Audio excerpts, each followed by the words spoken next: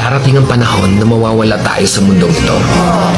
At kapag dumating ang panahon na yun, hindi mahalaga sa kung gaano karami ng pera ang naipon mo sa bangko.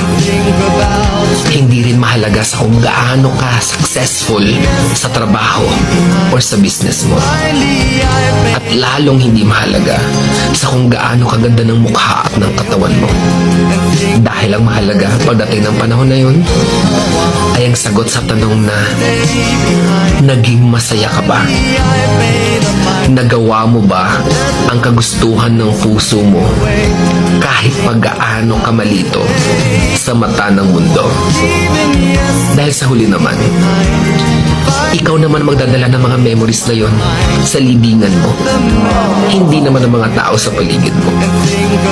So make sure na bago pa dumating ang panahon na aalis na tayo sa mundong ito, siguraduhin mo sa sarili mo na magiging masaya ka at magagawa mo ang kagustuhan ng puso mo kahit pag-aano ka kontra ng mga tao sa mundo.